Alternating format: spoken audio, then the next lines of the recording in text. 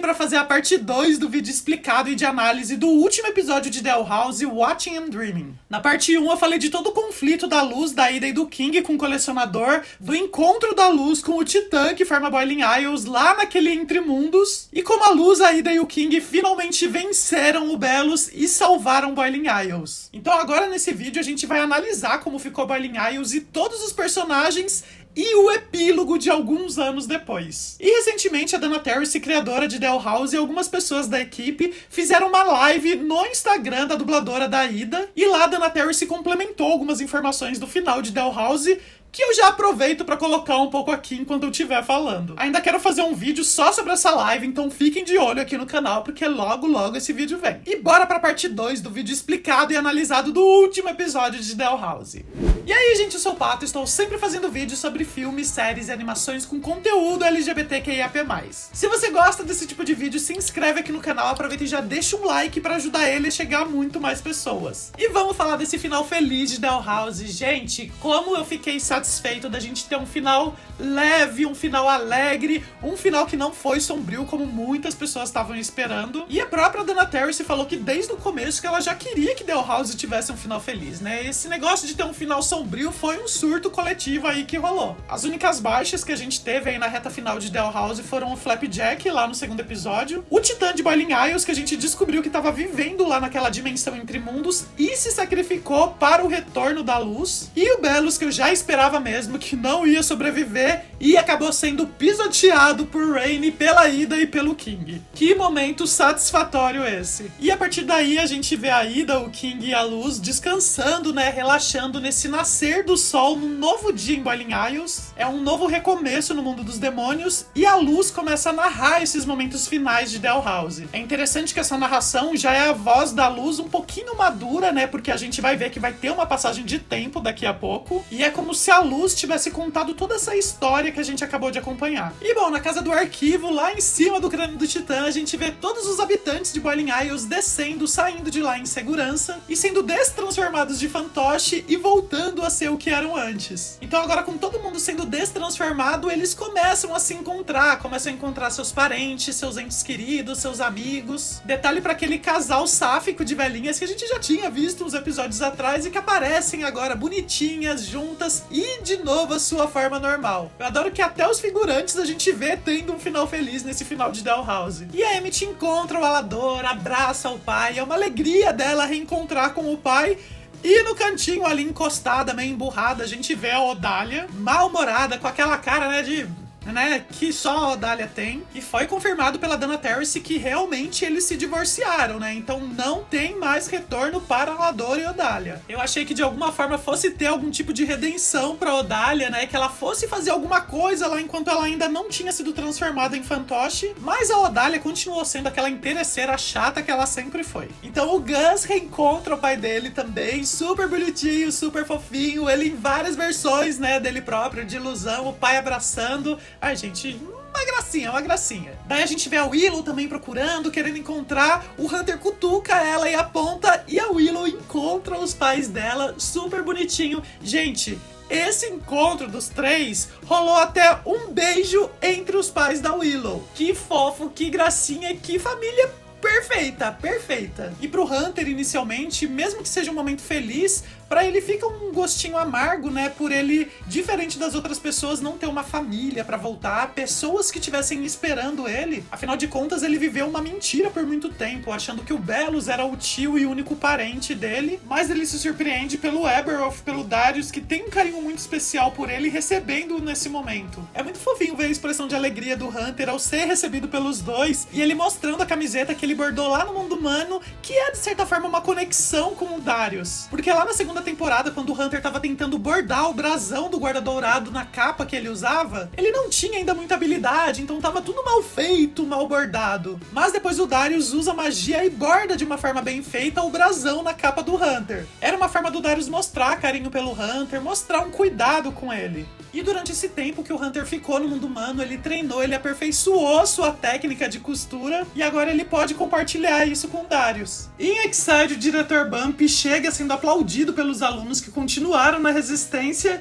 e o consideram um grande herói e inspiração no colégio. E o Bump traz consigo as amigas da Botcha que corre emocionada para abraçá-las. E agora a gente vê como tá essa nova formação geográfica de Boiling Isles, né? O braço direito do Titã continua esticado, o braço esquerdo agora tá pro alto, com a mão levantada, o dedo indicador mais pro alto, a cabeça, o crânio do Titã tá levemente levantado agora e com a casa do arquivo em cima, quase como se fosse uma coroa. O joelho direito continua flexionado como era antes e o joelho esquerdo tá levemente levantado. Esse braço erguido do Titã, a gente vê que estão com as árvores agora na horizontal e os animais estão tentando se adaptar com essa nova estrutura. E na mão, nos dedos, a gente vê que tinha algumas cidades, algumas vilas que provavelmente não vão mais ser habitadas, pelo menos do jeito que eram antes. Quando a Luz fala na narração, tem muita reforma ainda pra ser feita, e a gente vê o Darius e o Eberwolf olhando pra esse braço erguido do Titã. Existe um pouco de pesar no olhar dos dois, mas dá a entender que de alguma forma eles vão pensar para aquela estrutura, para aquele lugar ser habitado de uma outra forma. E bom, não só o braço do Titã vai precisar de algumas reformas, como também toda a Boiling Isles, né? A gente vê que tá tudo destruído em todos os lugares. Bonesborough a gente vê que tá cheio de destroços em todos os lugares, mas de certa forma acaba sendo um bom motivo para transformar a Boiling Isles em algo novo, né? Algo diferente do que eles vinham vivendo há tanto tempo. Claro que também há quem não está nem um pouco a fim de mudança. A gente vê a Terry Snapdragon, que era líder do Coven das Plantas, o Adrian Grail, que era o líder do Coven das Ilusões, e o Vitibir, que era líder do Coven das Poções, chegando lá meio como quem não quer nada no antigo trono do Belos. Quase como se eles tivessem interesse de agora se tornarem de alguma forma imperador, de seguir o império de alguma forma. Mas eles são intimidados por Darius e por Eberwolf, que já deixam bem claro que ninguém mais vai tomar posse como imperador de Boiling Isles. O Darius até lança um pouco de feitiço da abominação e derrete um pouco o trono. A gente vê que haviam alguns guardas do Coven do Imperador que de repente ainda queriam seguir o legado do Belos, mas eles estavam dispostos a mudar e a gente vê que tem abertura para dar mais uma chance para quem fez parte do Coven do Imperador. A gente sabe que durante o Império do Belos, muitos foram enganados ou até iludidos por ele, mas alguns até que gostavam, até que apoiavam tudo que o Belos queria fazer. Tirando a parte de serem exterminados, né? Porque isso o Belos não tinha deixado muito claro que aconteceria. E o Steve fazia parte de quem não se sentia pertencente à ideologia do Coven do Imperador. E a gente vê o Steve junto com os Cats indo até esses guardas do Coven do Imperador e dando mais uma chance pra eles, dando a esses ex-guardas uma oportunidade de mudar. Então a gente vai lá pra Casa da Coruja, onde a Ida, a Rain, o King e a Luz estão comemorando e descansando depois dessa vitória.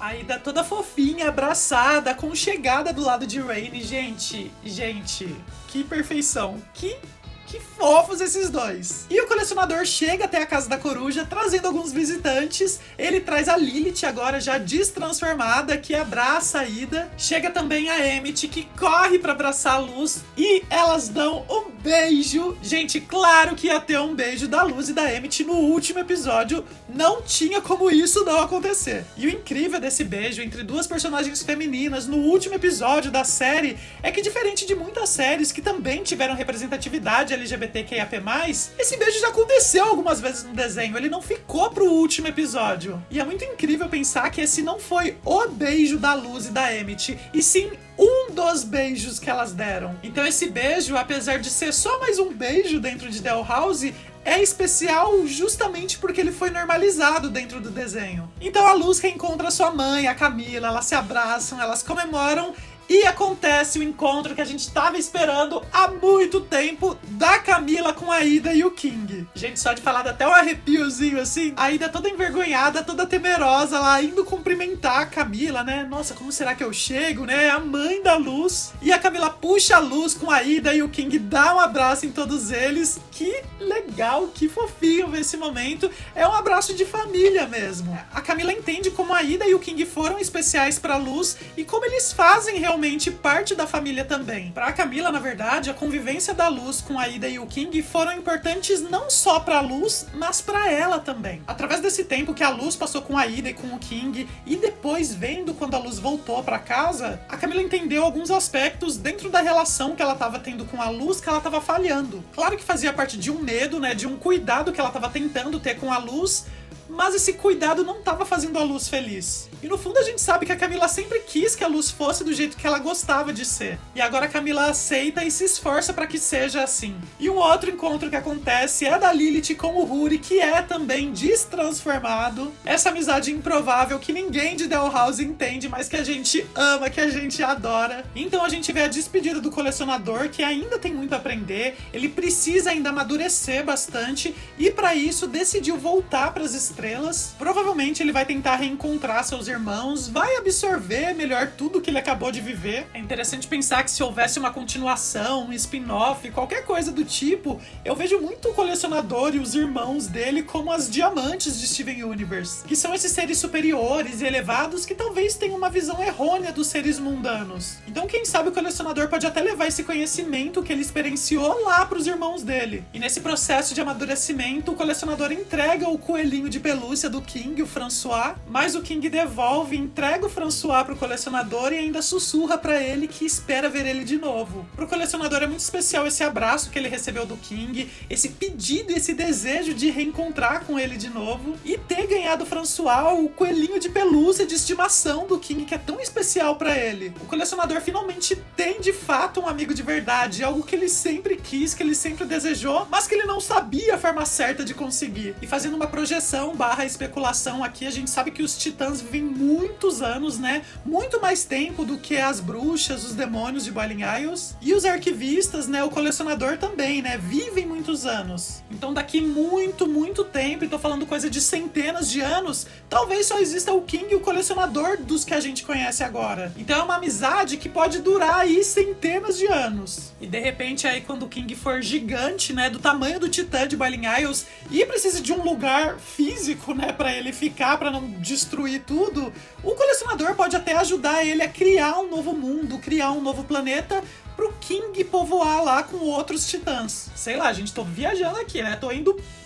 muito distante. E quem quiser saber como o King poderia repovoar com outros titãs, sendo ele o último titã, assiste lá a primeira parte do vídeo que eu fiz, que lá eu explico isso. É uma teoria minha, mas eu continuo acreditando fielmente nela. Então estão todos bem, com seus finais felizes, e a Luz vai pro lado de fora da casa da coruja e percebe que os glifos não funcionam mais. Todos os glifos primordiais, nesses 4 glifos que a Luz descobriu em Boiling Isles, estavam diretamente ligados ao titã que forma Boiling Isles. Esses glifos são ligados à magia desse titã específico. E a Luz conseguia fazer esses glifos porque parte do titã ainda estava vivo, o coração dele ainda estava batendo e o espírito dele estava vivendo naquela dimensão entre mundos. Mas quando o titã usou toda a sua energia vital que restava para trazer a Luz de volta e depois acabou indo embora e se dissipando, toda a magia foi embora também. Aqueles glifos era a língua do titã, né? Era a forma da Luz se comunicar com a ilha, era uma forma da Luz se comunicar com ela própria. Foi uma forma da Luz encontrar o lugar dela, encontrar quem ela queria ser. E essa magia se foi, a Luz se despede dela, mas ela ainda possui a magia do palismã. Então, mesmo sem ter a magia dos glifos, a Luz ainda pode fazer magia com a palismã dela. É um capítulo da vida da Luz que se encerra, mas um outro ainda estava por vir. E ela termina esse capítulo colocando o chapéu da Azura, empunhando o palismã, e a imagem da Luz faz uma transição para um action figure da Azura que tá lá no quarto dela no mundo humano. Então a gente tem uma passagem de 4 anos e vemos a Luz agora com 18 anos. Então durante esses 4 anos, muita coisa mudou, muita coisa aconteceu, e a gente vê isso sendo contado nos detalhes de cada uma das cenas que vão se sucedendo. A Luz agora mais velha, né, com 18 anos, com um estilo totalmente diferente, toda estilosa, usando uma camisa por cima da camiseta, usando um delineado nos olhos, uma calça cheia de estampa e até uma tatuagem. Já falo dessa tatuagem daqui a pouquinho. No mural no quarto da Luz, a gente vê vários itens que remetem a alguns acontecimentos que a gente viu acontecer durante a série, mas também a alguns que aconteceram durante esses 4 anos. Dentre as fotos antigas antigas que a gente já conhece. A gente vê uma da Luz, da Ida e do King vestidos pro Grom. A gente vê uma foto da Luz e da Emmett no telhado da Casa da Coruja, de mãos dadas, vendo uma estrela cadente passar. Foto essa que já tinha aparecido no episódio Thanks to Them. E uma foto do time de roller derby que a Willow tinha criado lá na segunda temporada. Agora, indo pros elementos que contam um pouco do que aconteceu durante esses 4 anos que a gente não viu, a gente vê uma bandeira de Gravesfield Goals, né? Um time de Gravesfield. A gente vê um trabalho acadêmico onde a Luz tirou a mais, ainda com um comentário wow, como se tivesse sido incrível, fixado com o alfinete da Polly de Anfíbia, e na frente um certificado parabenizando a Luz por ter ganhado uma bolsa de estudos de redação em Gravesfield. Certificado esse assinado por Dana Terrace. E acima a gente vê uma credencial da Luz pra Comic Convention para participar do Artist Alley, que seria uma dessas convenções, como a Comic Con, por exemplo, com espaço para os artistas exporem e venderem suas obras. E a Luz tem uma credencial de artista para uma convenção que ela participou. Então isso coloca a Luz investindo nesse lado dela de escritora, de artista, de quadrinista. De repente inspirada em todos os livros da Azura que ela leu, em toda a história, toda a aventura que ela viveu em Boiling Isles,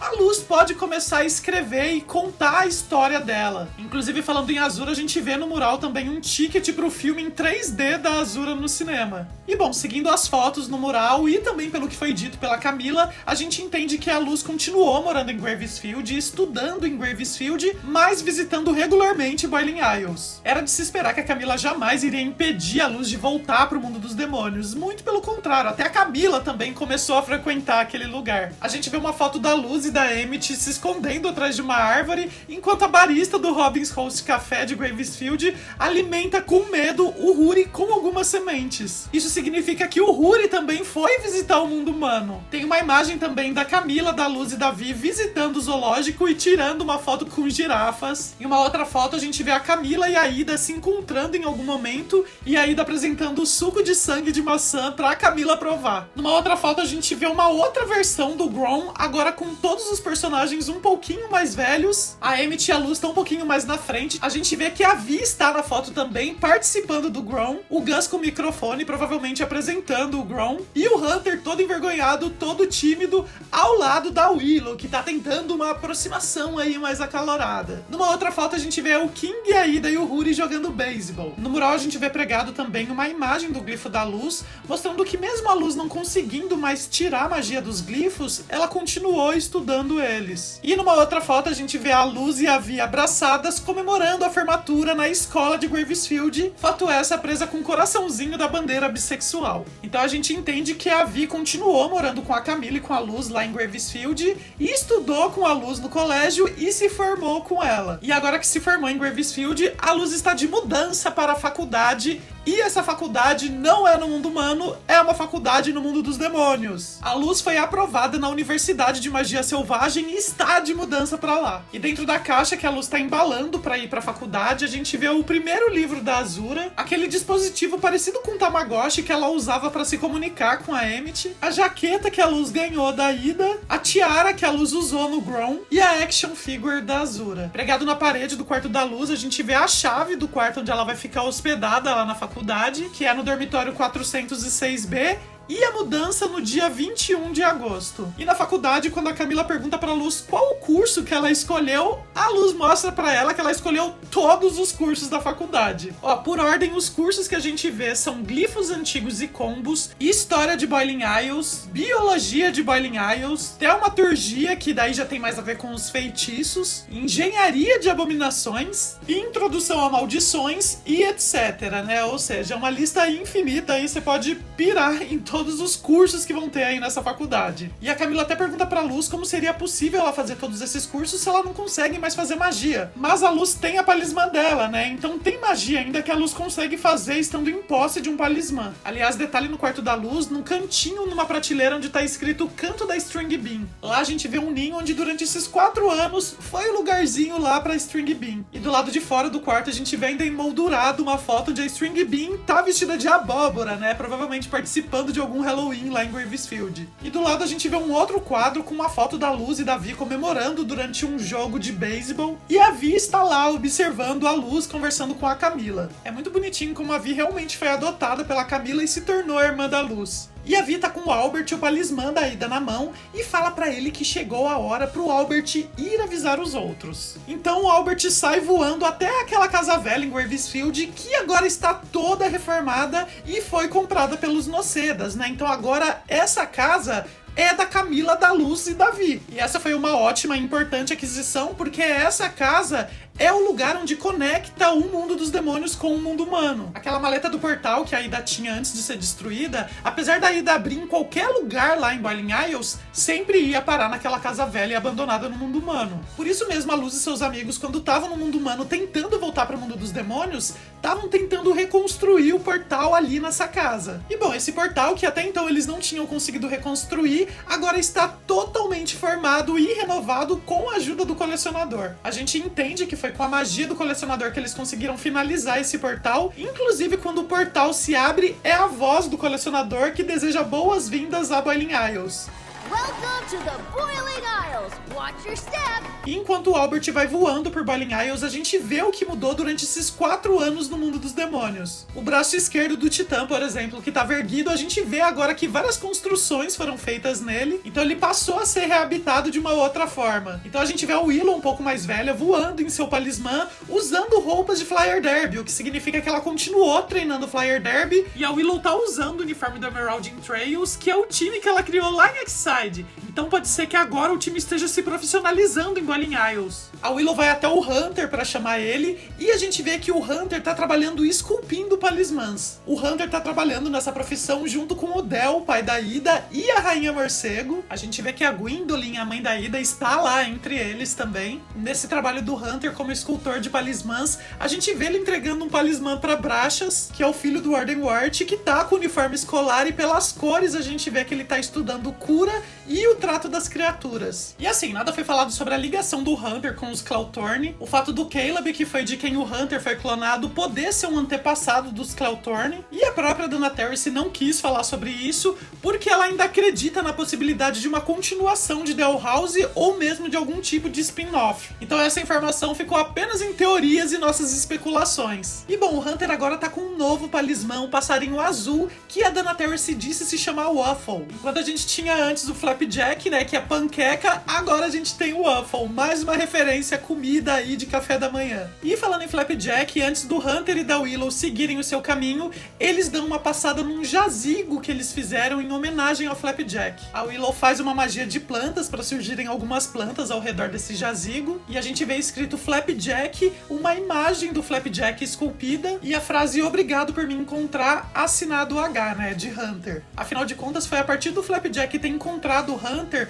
que todo o arco de redenção e de entendimento de quem ele é começou. E o sacrifício que o Flapjack fez para salvar a vida do Hunter e também para ajudar todo o grupo virou homenagem por todos eles. Todos eles fizeram tatuagens para lembrar como ele foi importante para o grupo. A Willow e a Luz fizeram tatuagens na parte superior do braço esquerdo. O Hunter fez uma tatuagem no pulso direito. Essa tatuagem provavelmente para esconder o selo do Coven do Imperador que tinha no pulso dele. O Gus fez a tatuagem no tornozelo esquerdo e a Emmett fez a tatuagem no antebraço esquerdo. Não deu pra ver se a Vi fez também uma tatuagem ou não, então provavelmente ou a gente não conseguiu ver o lugar onde ela tatuou, ou não deu pra tatuar a Vi porque a forma original dela de basilisco não permite. E bom, o que dizer da Willow e do Hunter juntos? Porque sim, eles estão juntos, eles são um casal, mas a gente não viu os dois se beijando em nenhum momento. E eu amei que nesse episódio a gente viu o beijo entre 2 homens e 2 mulheres, mas o beijo entre um homem e uma mulher a gente não viu. E olha só, minha gente, Dana Terrace confirmou que tanto o Hunter quanto a Willow são também personagens LGBTQIAP+.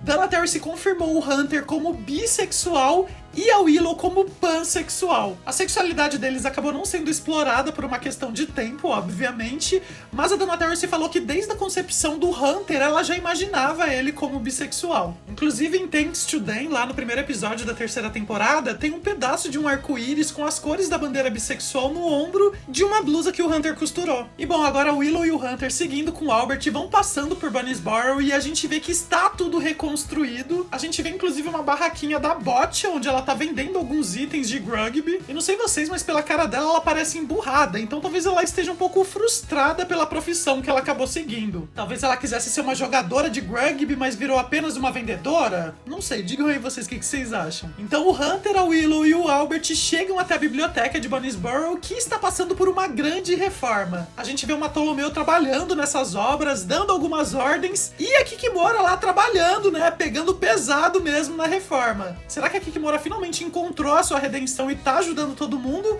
Ou ela tá lá obrigada, né, quase como se ela tivesse que fazer um trabalho comunitário pelos crimes que ela cometeu no passado. Então a gente vê que quem tá comandando essa reforma, essa obra, é a Lilith e o Huri. Quando a Lilith abre o projeto na bancada, a gente vê que essa obra se trata de uma ala de museu na biblioteca. Eles estão expandindo a biblioteca para transformar ela também no museu de Boiling Isles. E nesse projeto a gente vê que o Huri vai ser o curador do museu. O museu vai incluir uma exibição de glifos, um salão de pesquisa dos titãs, um espaço para exibição de projetos estudantis, provavelmente uma forma de estimular os alunos a exporem seus trabalhos. Inclusive tem uma anotação falando para conversar com o Bump com relação a isso. E tem uma anotação também pessoal da Lilith para ela conversar com a Flora e mostrar o que ela tá criando. Repara também que tem um desenho de um balaústre apontado para a entrada da biblioteca, provavelmente algo que a Lilith vai adicionar também, lembrando que ela estava trabalhando com balaústres um tempo atrás. E tem uma parte do projeto no canto inferior direito que a Lilith tá com a mão em cima, então não dá pra gente saber exatamente o que vai ser essa ala. Então chega um dirigível de abominação comandado pela Emmett, que parece então ter seguido essa carreira de engenheira de abominação e pode estar caminhando para comandar o negócio dos pais. É engraçado que aquele rostinho de abominação no dirigível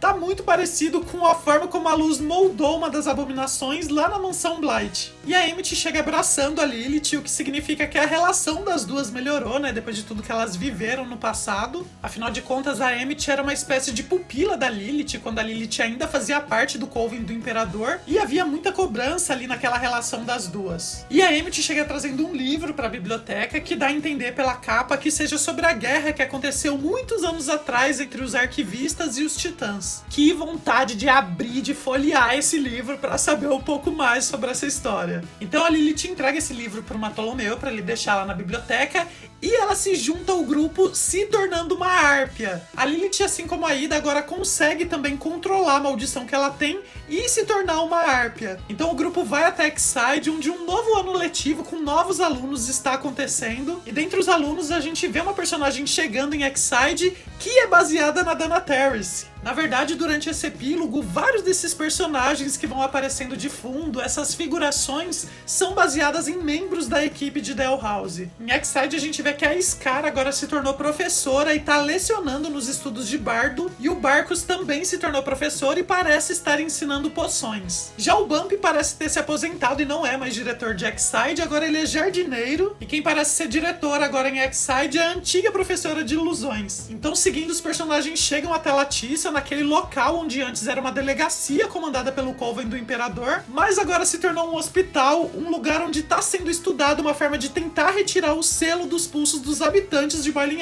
Isles. Lá a gente vê trabalhando Rainy, Eberwolf, Darius, Gerbo, Alador, Avine, a Emira e várias outras pessoas. Então a gente vê que nesse esforço coletivo eles finalmente conseguem encontrar uma forma de remover o selo dos Covens dos pulsos. E é interessante que essa pessoa de quem foi retirado o selo do pulso é justamente o mesmo personagem que a gente viu lá em Convention, o momento onde ele estava sendo selado. E agora eles conseguiram remover com sucesso esses selos, e a gente vê o Darius e o Alador comemorando, mas o Darius tenta se recompor quando ele vê que tá muito empolgado ao lado do Alador. Gente, não quero nem comentar essa parte, mas claramente tá rolando alguma coisa e só falta eles deixarem acontecer. Bom, então Albert chama Rainy e os outros para se juntarem ao grupo e seguirem caminho. E nesse encontro dos personagens a gente vê o Darius fazendo um cafuné na cabeça do Hunter. O Hunter, durante uma dessas lives com a equipe de Dalhousie, foi dito que pode ter sido criado pelo Darius com a ajuda da Camila. E a gente vê Rainy agora com um palismã de raposa. Anteriormente, o palismã de Rainy, que foi confirmado pela Dana Terrace, era o violino que ela usava.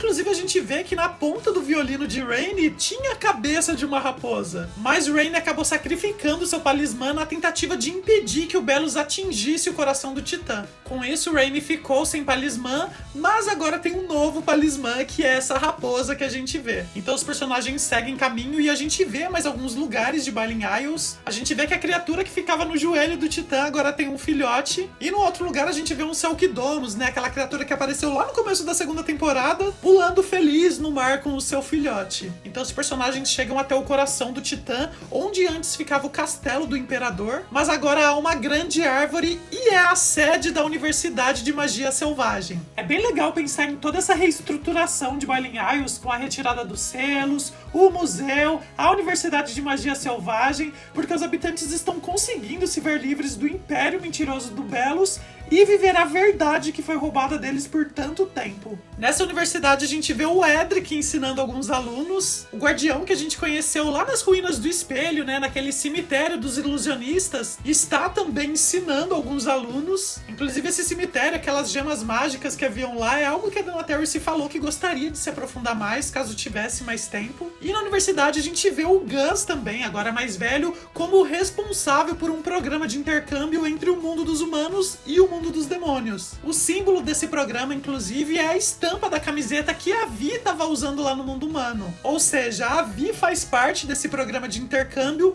mas sendo uma intercambista do mundo dos demônios no mundo humano. E a gente vê o Gus com clipes de papel fazendo referência quando ele lá em Exide estava tentando entender o significado do clipes de papel, quando ele tinha aquele clube sobre o mundo humano. Na universidade a gente vê também dois dos basiliscos que conseguiram fugir da captura do Belus junto com a Vi, e a diretora da faculdade de magia selvagem é nada mais, nada menos que a Ida. Gente, que maravilhosa a Ida, que começou lá fundando o Bad Girl Coven, se tornando diretora de uma universidade. E os elementos da sala, da diretoria da Ida são maravilhosos. Ela tem exposto num quadro um cartaz de quando ela e o King estavam sendo procurados. Tem também um quadro com aquela imagem dela, do King e da Luz, usando um suéter, e o Huri atrás deles com óculos, e um quadro com uma imagem dela e da Lilith adolescentes ganhando troféus de rugby. Na sala da Ida a gente consegue ver também um vaso de flores de boca de leão do campo, que era o lugar onde ela e o Rainy frequentavam na juventude. A gente vê que a Ida agora tá usando um gancho no lugar daquela mão que ela perdeu. E um detalhe muito fofinho é que agora ela usa o brinco que era de Rainy, e Rainy está usando o brinco que era da Ida. Sim, Rainy e Ida estão namorando, voltaram o seu relacionamento de quando eles eram jovens, e a forma dos dois de representar esse relacionamento foi através da troca de brincos. E bom, todos se reúnem então na frente da casa da coruja esperando a chegada da Luz, e a gente vê o King um pouquinhozinho mais velho, não muito, ele não cresceu muito, mas já dá pra ver algumas mudanças no seu corpo. Ele tá um pouquinho mais alto, seus chifres estão um pouco maiores, ele tá com um pouco mais de pelo também, e no colarinho dele a gente vê esculpido as suas iniciais, né, KC, que significam King Clawthorne. E repara que o King agora tem no crânio também uma estrela do colecionador, né, uma marca do colecionador, que está agora no lugar daquele curativo que ele tinha antes, na rachadura que ele tem no crânio. E então o portal começa a funcionar, né, agora é um portal fixo que fica lá na casa da coruja, então a gente entende que é uma ligação direta da casa da coruja com aquela casa antiga do mundo humano. Então a Vi, a Camila e a Luz passam pelo portal, a Luz com os olhos fechados, e ela é recebida por uma grande festa com todos os seus amigos, uma festa de quinceaneira, que é um trocadilho do King, claro, para quinceaneira, né, que é uma festa de 15 anos. Aqui a gente chama de festa de debutante, mas outros países latinos que têm a língua espanhola chamam de quinceaneira. E assim, a Luz não tem 15 anos mais agora, né, ela tem 18, mas quando ela fez 15, 16, 17 anos, ela estava ajudando a reconstruir Bailing Isles e não teve tempo para eles fazerem uma festa para ela. Então eles fizeram essa festa tardia para Luz, inspirada nas tradições da família da Luz, mas também com um toquezinho de Bailing Isles. Os filhos da Rainha Coruja até trazem um vestido todo estiloso pra Luz, quase como se fossem os ratinhos lá da Cinderela levando o vestido da Cinderela, inclusive com a Akomouse fazendo a costura de um detalhe final do vestido, e um bolo em formato da Azura que quando você corta sai um monte de insetos e bichinhos, mas é interessante esse bolo e bem legal que as camadas dele formam as cores da bandeira bissexual. Porém, apesar da surpresa da festa de quinceaneira, né, quinceaneira, que deixou a Camila um pouco sem graça com a natureza macabra dela. Outra coisa que surpreendeu a Luz foi a revelação do King de que é possível fazer outros tipos de glifo. O King faz o desenho de um glifo no chão, toca nele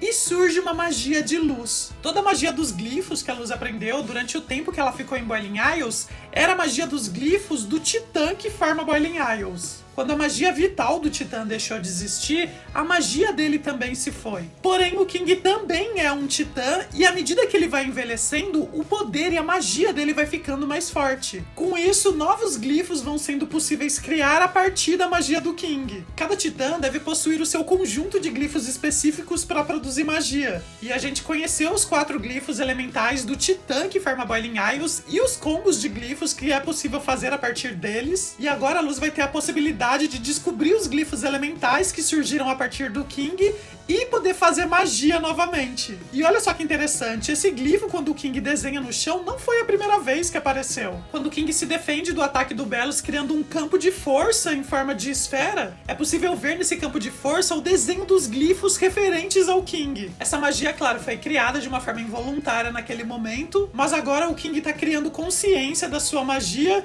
e com a ajuda da Luz, com certeza eles vão estudar e aprimorar cada vez mais esses glifos, essa magia. Nada melhor do que novos glifos para esse novo capítulo na vida da Luz, não é? E como última surpresa, o King revela que o colecionador estava passando por ali. Já ficou bem claro que o colecionador visita o King de vez em quando. E nessa última visita do colecionador, ele quis dar um presente pra Luz. Então todos vão até a beira do penhasco, a Luz abraçadinha na Emmett. Gente, que fofinha as duas. A Willow dá também um puxão e um agarrão no Hunter. E no céu eles observam um show de luzes como se fossem fogos de artifício criados pelo colecionador. E enquanto assistem o espetáculo, a Luz agradece a Ida e o King por esse apoio que eles deram a ela todos esses anos. A convivência e as experiências que ela teve com os dois foi essencial para esse amadurecimento, esse entendimento e essa aceitação dela de ser quem ela é. E os três tocam as mãos um dos outros, fortalecendo esse laço deles de serem esquisitos juntos. Então, quando esse show de luzes está perto do fim e o colecionador está prestes a partir, a Luz e o restante da festa olham para o céu e dão um último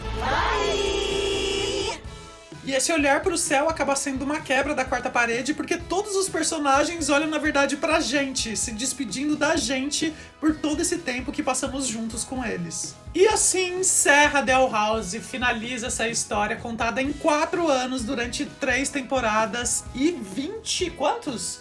23 episódios. E que foi uma das coisas mais especiais que eu já assisti, gente. Que série linda, que série perfeita. Ficaram, claro, algumas coisas em aberta, algumas informações foram respondidas só depois pela Dana Terrace e pela equipe, mas a história principal da série, o arco dos personagens, isso foi tudo contado, foi finalizado, foi fechado aí nesse último episódio. Eu tô muito feliz por tudo que The Owl House representou, por ter acompanhado essa jornada, muito feliz também por vocês terem acompanhado aqui comigo. E olha só, ainda tem muito que ser falado de The Owl House, porque como eu falei, né, saíram algumas lives, saíram algumas notícias, informações no Twitter, enfim, várias coisas falando sobre algumas perguntas não respondidas de The Owl House, algumas informações novas ou questões que foram respondidas depois, e ainda tem uns vídeos de teorias que eu queria fazer, algumas listas também que eu gostaria de compartilhar com vocês, então vai ter ainda conteúdo de The Owl House aqui no canal. Aproveita e coloque aí nos comentários também o que mais de The Owl House vocês querem ver aqui no canal. Já tem o que eu tô planejando fazer. Tá demorando um pouquinho mais por conta do meu trabalho, já falei aqui algumas vezes. E também por conta do meu computador, que às vezes não ajuda muito aí na edição e demora demais, né? Principalmente quando eu faço uns vídeos mais longos aí. Então fiquem ligados que vai ter mais conteúdo de The Owl House aqui no canal. Tem mais o que dizer? Não tem mais o que dizer. Nos vemos então num próximo vídeo. Beijo do Pato e tchau!